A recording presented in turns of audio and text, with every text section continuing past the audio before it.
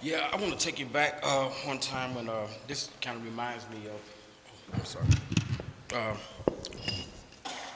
uh, we were at Mike Brown Jr.'s thing with his parents when he was killed, and we was out there. We heard about it, being so me and my wife we rushed out there because our son was the same age as Mike Brown Jr. And not knowing that 2 months later that my son would be killed, and that kind of reminded me of time how I think about it. You know, a lot of people don't know about this, but I want to tell the story about how it's a pattern. Even just with my son alone, it was a pattern. I can go back to the time when my son was, I think he was 3 years old. Well, beyond that,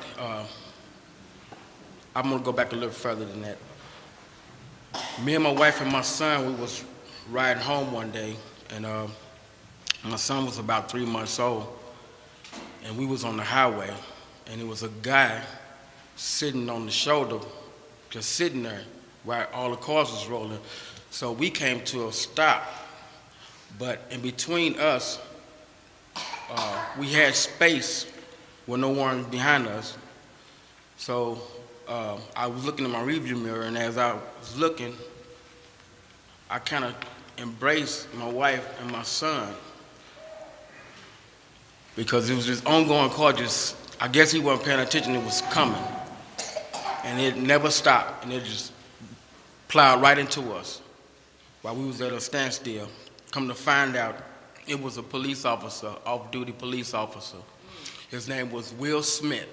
I never will forget because that name always ring a bell in my head and everybody know what I'm talking about. Will Smith. He was watching the Rams game in his car while he was driving on the highway.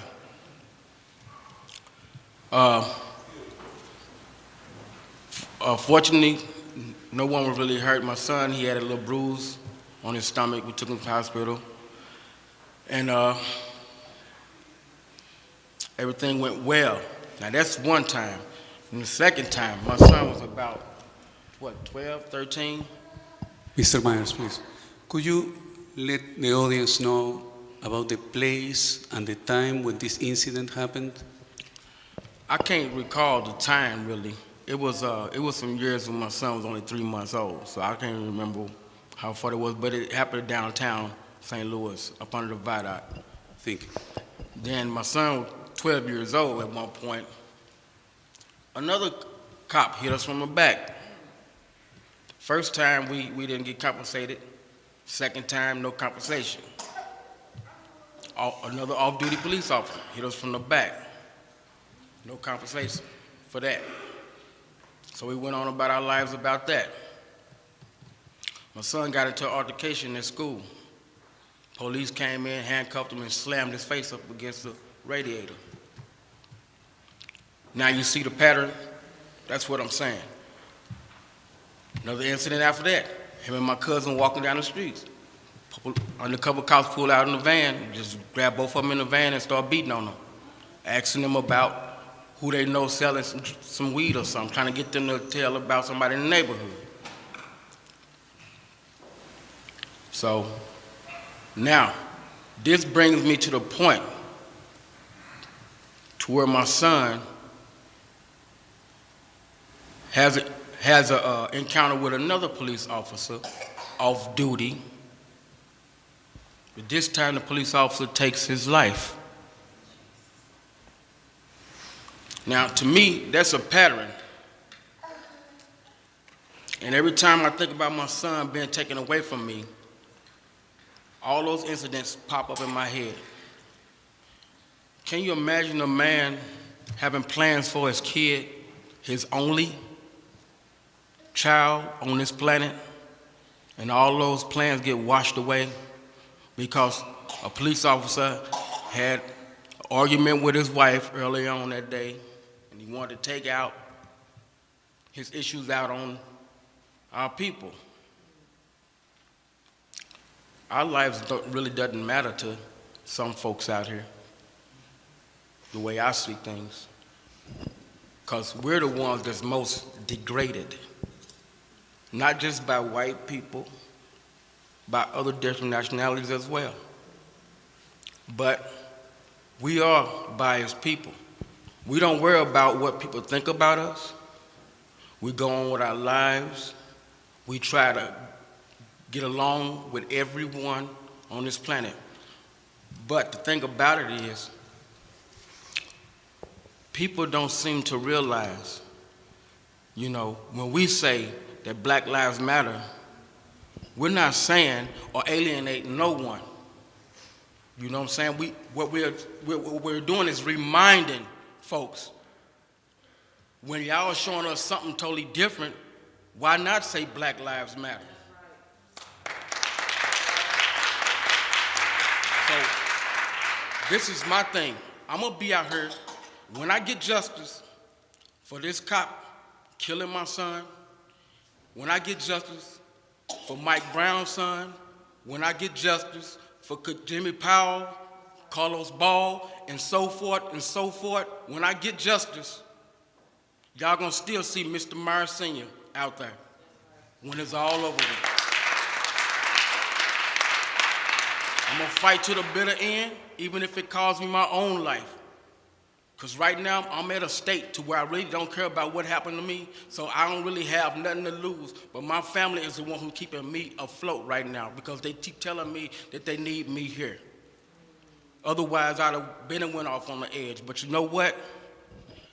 My family ain't the only people that's out here that's telling me that they need me. That's right. We need you. You understand what I'm saying? We got a whole different race of people, different nationalities, and that's the thing that moves me the most. When I see my support, it ain't just black out there, it's white people, it's Arab people, it's German people. I got people texting me telling me my son posters over in Germany right now, they holding his sign up with his face on it. So that right there moves me, and that's what keeps me going. And the protesters, I could never stop thanking them enough. Because if it weren't from them, I probably would have been sitting on a quick trip lot waiting on one of them to come out. You understand what I'm saying? One or two of them. I study them all the time. I know about them. I'm studying them. I keep studying them. And I watch what they're doing. But you know what? It's a higher being that's higher than any man on this planet. That's right. That's right. You understand what I'm saying? And if it weren't from him, keeping my mind focused and straight, I would have been lost. But I'm going to keep saying my son's name because, see, what people don't realize is me and him got the same name. They corrupted him when they killed him and then incriminated him. Therefore, I'm incriminated as well because he's carrying my name. I just want justice, and I want my son's name to be cleared. That's right. That's right. And one way or the other, I can forgive this man. Yes, I can. God forgave us. Why can't I do it? I'm going to forgive this man, but I still want him to be accountable for the actions that he take on this planet.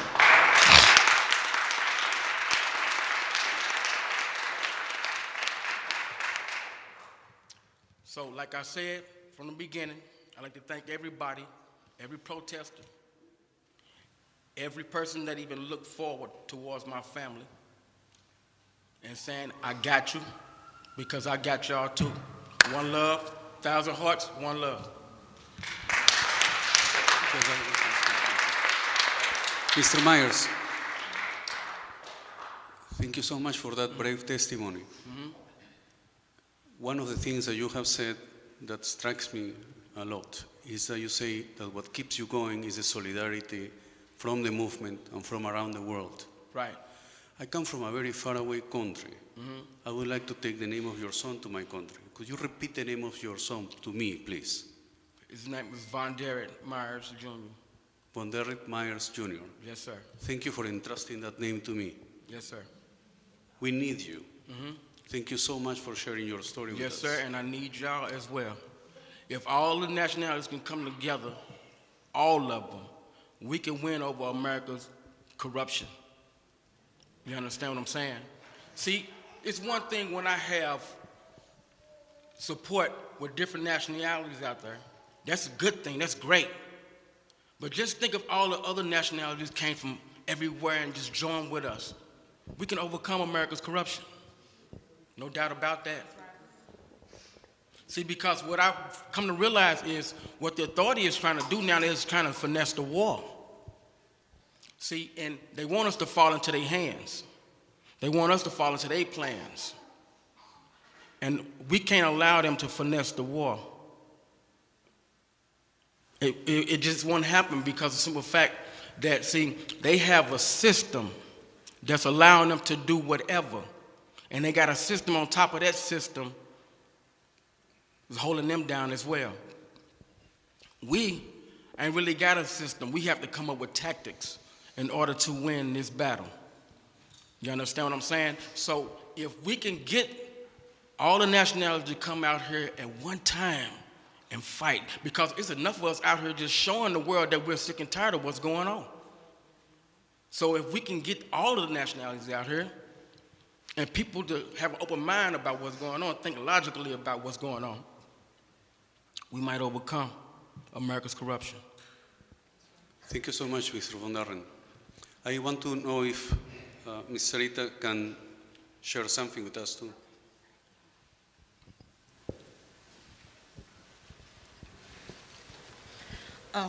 I just want the world to know who VonDerrit was, because when he was killed, the media portrayed him as an animal and a thug. They never told the world that VonDerrit was a straight A student, held a 4.0 grade point average. They never told the world that VonDerrit have so many academic achievements awards, science awards, mathematics awards, basketballs award, drama class award. They forgot to tell the world about that. When they put his picture up, they didn't put a picture of him playing basketball or smiling. They put a mug shot up of him. They told the world that he was a convicted felon, which that's a lie. VonDerrit has been arrested, but he's never, ever been convicted of a crime. Convicted of a crime.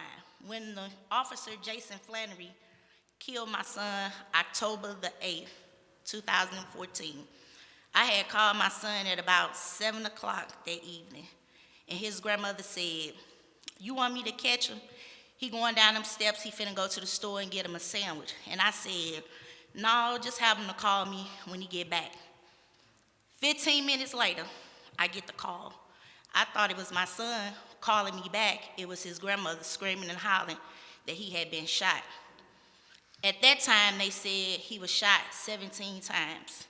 So me and my husband was rushing from Illinois to get there, not knowing if he was dead or alive. Didn't know that a cop had shot him. We just knew he was shot. So when we get to the crime scene, everybody's screaming, "He didn't have a gun, he didn't have a gun, he didn't have a gun." His hands was up and the cop was shooting him from the back. So the chief of police came to us and he said, well, not the chief of the police, the sergeant came to us and he immediately said, "We found the gun on the scene. Your son was shooting at the cop.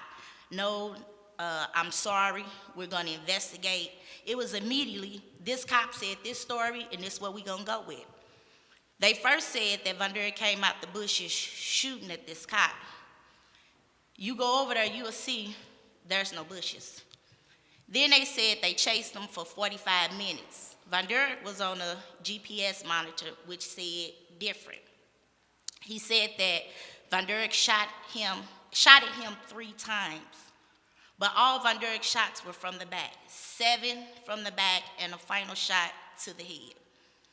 One of the shots damaged VonDerrit's femur to where he was down. You heard several witnesses came forward saying that they heard him screaming, "Why are you shooting me? I'm good, I'm good." Mind you, VonDerrit didn't even know that this was a cop that was shooting him because he wasn't in a cop uniform. So he went up the hill. VonDerrit was already down, which, like I said, he damaged his femur to where VonDerrit was paralyzed. If VonDerrit would have lived, well, he would have lived if he wouldn't have shot him in the head. He would have lost his left leg. So then Jason Flannery reloaded the gun and went and shot VonDerrit in the head, which took his life. When he shot my son, his hands was up like this. So that's how he got gunpowder on his hands. But the news wants you to think he had gunpowder on his hands because he was shooting at this officer. But the gun that they found on the scene didn't have VonDerrit's fingerprints or DNA on it. So I don't know what kind of magic my son had that night, but he had to have some type of magic that you shooting this gun and it doesn't have your fingerprints or DNA on it. Then if you look at the video of my son in the store, he had on some sagging pants and a skeet t-shirt. There was no way he could be carrying a 9mm in his pants. So we out here, and we're going to continue to be out here, because when they took mine, they took the wrong kid. You're not going to shut me up. You're not going to put no pacifier in my mouth. You're not going to tell me anything. You know, people, they can choose to listen, but I know my child. And I'm not saying that my child was a saint because he wasn't, but none of us are saints. But he didn't deserve to die. And my son is not going to shoot. I don't believe any of these kids going to shoot at a police officer. They know that it's a losing battle. These kids ain't ready to die. So you can tell that to somebody else, but now they have to change the scenario because they can't have another unarmed black kid that was killed. So now they're going to say, well, he shot at me, or I feared for my life. But we VonDerrit Myers parents, and we want you to know, don't believe everything you hear, because VonDerrit, he was the only child. He was a father. My grandson would never see his father. And then when he had asked us, he still remembered his father. And then I got to explain to him why his father is not coming back. We went to a funeral this morning, and my grandbaby said, is that Droopy laying up in there in that casket? Because he remembered the day that his father was laying in the casket. You know, and it just angered you, and I'm sick and tired of being sick and tired. Not just for my family, but for all the families. No mother should have to go through this pain. The holidays are hard, birthdays are hard. I can't even go over my family house for the holidays because I see everybody child walk through that door but mine. So like I said, I just want the world to know that VonDerrit was smart, he was intelligent, he wasn't a thug, he wasn't an animal, and he deserved to live.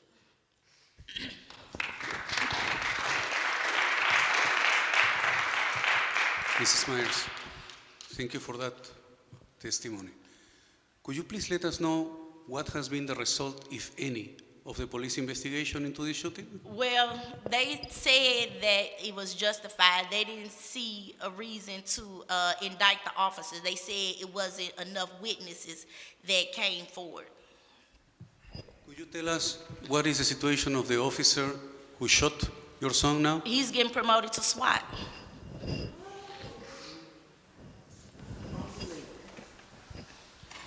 Actually, he's getting promoted back to SWAT, because he was SWAT and Black Ops at one point. Actually, the cop is getting promoted back to SWAT because he was with Black Ops at one point and he was with SWAT.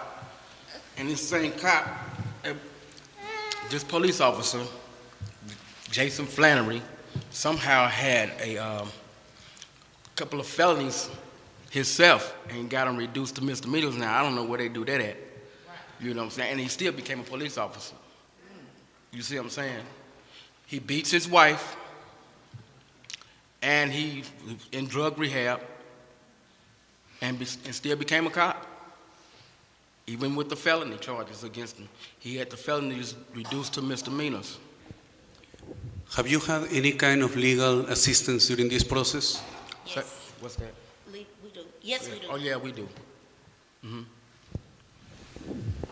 And who provided legal assistance for this officer during the process? What did he say? Who provides the legal, I can't think of the... Who gave legal assistance to this officer? I don't know his name. I don't even care to know his name. I mean, because, you know, I'm not really focusing on him. I don't care nothing about him or his family. You know what I'm saying? That's just me. Because obviously he didn't care about mine. I'm going to tell you what happened when he did this to my family. If you come to my household and come around my family, they're gonna be walking around like zombies. You understand what I'm saying? Like insane people. Because they're still in disbelief about what happened. They can't believe what happened. You know what I'm saying? When they took my son away from, they took the best thing my family ever had, because my son was well known in the family, well known in the community. People loved my son. He was a great person. The effect of this act of brutality has been very damaging on you and your family. What has been the effect on this in the community? What has been the effect of this in the friends of your son, in the community at large? Well, it's been devastated for everybody. I mean, we get so many people in the community. I mean, one lady walked up to me and said, before my son got killed, she said she couldn't even catch her cat. Her cat was running, and she know my son, and he ran and got the cat for her out the tree. The cat had ran up the tree, and he got the cat out the tree. And she said, I saw your son, he just got the cat out the tree for me, like that. And I saw him, and she said, boy, you so skinny, but you always eating. At that time, he had a sandwich. It was his favorite sandwich. So I'm going to tell you how devastating the community is right now. They took that sandwich and they named it after him in that store. They call it the Droop sandwich because we call him Droopy. So, you know, but they named that sandwich after him. And a lot of people in the community, they know me. A lot of them love me because I've been over there for 27 years. And when they found out about my little one, which is VonDerrit Jr., they immediately took to him. So, you know, he was well loved. You know, he wasn't no criminal or nothing like that. I mean, come on, we all made mistakes coming up. You know what I'm saying? I even had my mistakes. To be honest with you, my son's mistakes was never worse than none of the mistakes I made in my life. And it's a wonder that God still got me here, because I done been at gunpoint and everything else throughout my whole entire life, just about, up until the time my son was born. But you see, because I gave up a lot of stuff when I found out he was on his way. Mr. Myers, what do you think that should happen in this country to avoid tragedies like this? What should happen in this country to avoid these tragedies happening again and again? I think what should happen is that the authority figures have to, at one point, be drug tested, just like we should be when we commit a crime. I don't think that the law enforcement should allow to be at work after committing a crime like this. Don't allow him to work. He got to suffer the consequences just like we do if we did something wrong at our job. You know, when they start realizing that when St. Louis started convicting these police officers, I think it would stop. But see, St. Louis is a slow state. Now I'm gonna tell you something else about St. Louis. St. Louis is also the most prejudiced state there is. You have other states right now that's convicting police officers when they're doing stuff like this. We the only state that don't. You know what I'm saying? Why is that? St. Louis is the only state that don't want to convict no cops. But see, when they start convicting the police officers, that's when the change is gonna come. But until then, it's gonna be the same story, different families. Simple as that. Mr. Myers, thank you so much for this very powerful testimony. Thank you for your courage, and thank you for sharing these tremendous experiences with us. Yes, Thanks sir. so much. All right.